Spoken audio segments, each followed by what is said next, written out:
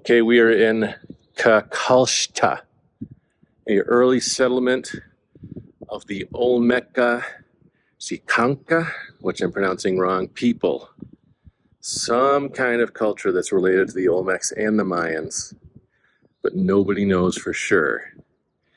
Ancient pyramid in society that was fully disappeared by the year 900 when the nearby volcano of Popocatépetl erupted, leaving this place in ruins and abandoned. We know nothing about these people at all. I pronounced it wrong in the video. It's called Cacaxtla.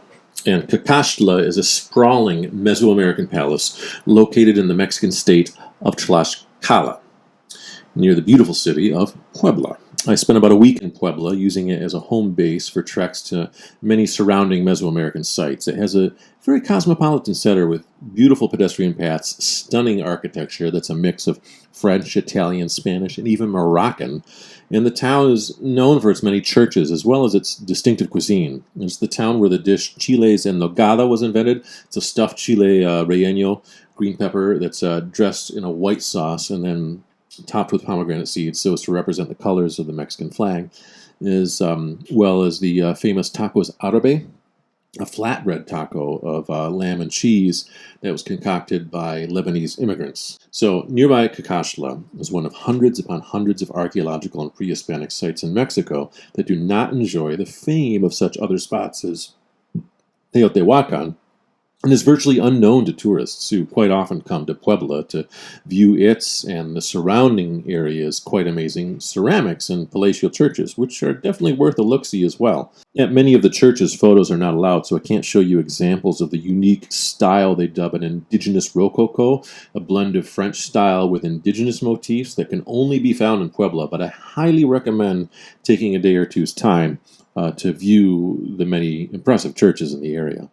But as far as pre-Hispanic ruins go, if you want to deal with crowds, with the looky-loo, mouth-agaped cruise ship morons parading in the sun in a bobbing and weaving negotiation of compromising their arthritic knees and newly installed titanium hips against their now week-old unconscious habitual learning of the ceremonial sea dance that is plopping a skyscraper-sized mini-mall into the ocean and onto its side and then packing each and every one of these SPF 180 wearing antiquated cherubs into their closet-sized apartments on and shaking them like only the dirtiest of martini or the sweetest of margarita that these flavorless and cultureless shadow people can enjoy with that bob and roll of the rocky waves of the Atlantic, to watch these affluent and semi-affluent living dead resplendent in their oversized wicker hats purchased at dry dock from a stoner Jamaican with their shopping bags full of authentic Chinese-made Mexican goods purchased at the 7 or so scheduled stops at the American-owned coastal malls devoid of anything truly Hispanic or Mexican, after being shat out of the cruise ship and into that and then into the cruise ship bus, sitting frog-mouth agape in an invitation to any pickpocket and into the awaiting arms of hundreds of self-proclaimed expert guides at the archaeological site who each contain their own scripted and encyclopedic knowledge of utter and complete falsehoods, historical misrepresentations, and ancient alien-skewed factoid tidbits about the area that are specifically designed for these fools who will be paraded by their guides through an archaeological site that is half theme park, half shopping mall, and 1% historical and cultural site. Then please do use the scant bit of time you have in your overworked lives to entirely waste that modern blessing, that modern miracle that is rapid intercontinental travel, by using that once every 3 years vacation to get the requisite selfie in front of the pyramid at Chichen Itza, and don't visit a site like Cacaxtla. We, by meaning me, would much prefer to keep having these places to ourselves, as I did on my day exploring it. Inhabited from about 650 to 900 AD, Cacaxtla was most likely the regional capital of the Olmeca-Xicalanca people. I'm probably pronouncing those words. But they were a people which of whom next to nothing is known, of whom are the least studied of the Americas, but who were also one of the first great empires of Mesoamerica. And we use the term Olmeca in their name because they almost certainly migrated from the Gulf Coast region we now call Veracruz, which was once ruled by the people you've heard of, the Olmecs. But even though they migrated from around Veracruz, they certainly weren't Olmecs. The Olmecs had disappeared nearly 800 years before the Olmeca-Xicalanca rose to power.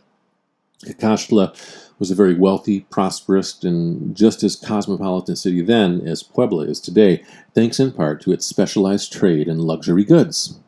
One trademark of central Mexico, central Mesoamerican sites was the breeding of domesticated parakeets, macaws, parrots, all that kind of stuff. And behind me are a lot of pens where obviously they were kept.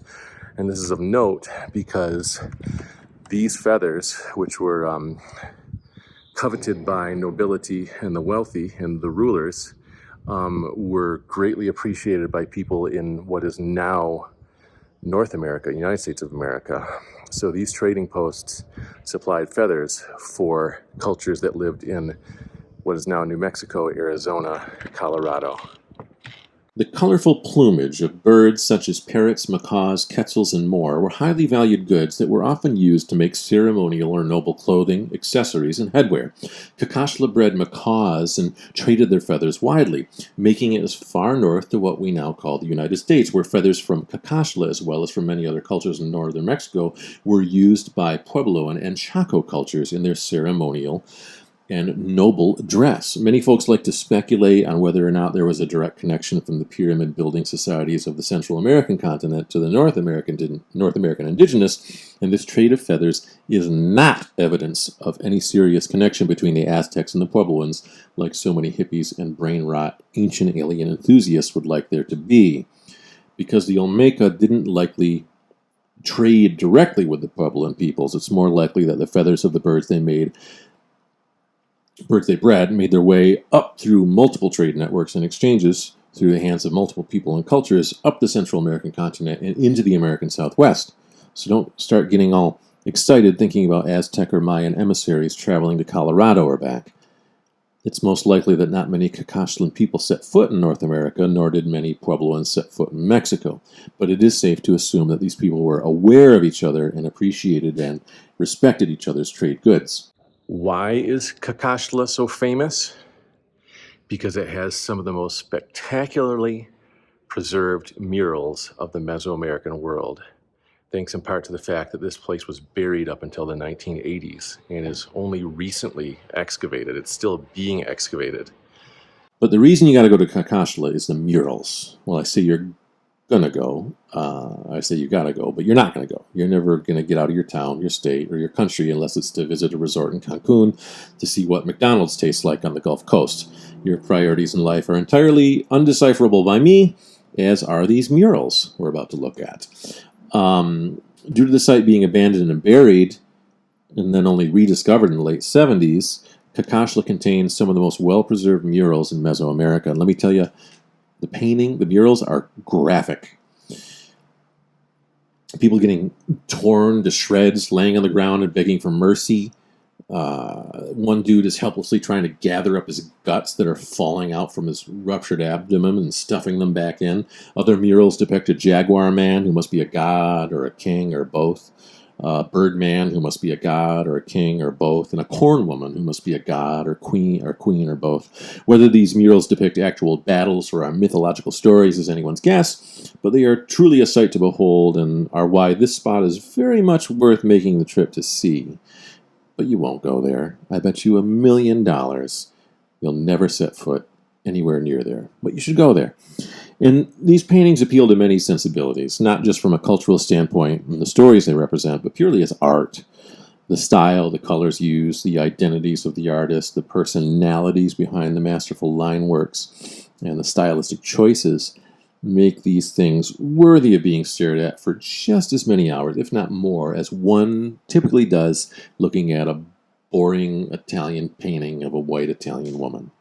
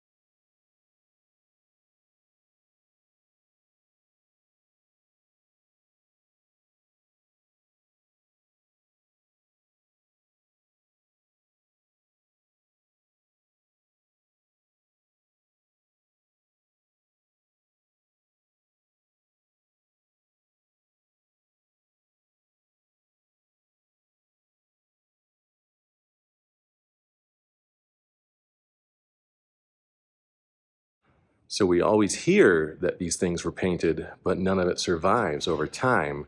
And this is a perfect example. These little snippets that have survived gives you an idea of what these whole places looked like, because every inch was covered in stuff like this.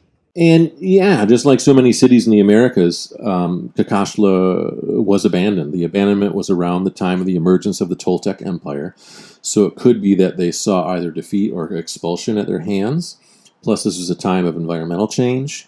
We know for sure the nearby volcano of Popocatépetl was quite active around the time of abandonment, so it's not a stretch of imagination to guess that that contributed to Cacaxtla's decline. But also, why would you build a city next to an active volcano if you didn't know how to handle it? So maybe it was some other factors. But the pre-colonial history of Mesoamerica is complex, with many regional kings and city-states and rulers and competing peoples that power was constantly shifting, and it's a pretty typical thing to see kingdoms fizzle out and disappear in an instant. The Olmeca-Xicalanca Empire is just one of hundreds of forgotten kingdoms peppering our side of the globe. Pyramid dog. Pyramid puppy! Hello. Hello, pyramid puppy.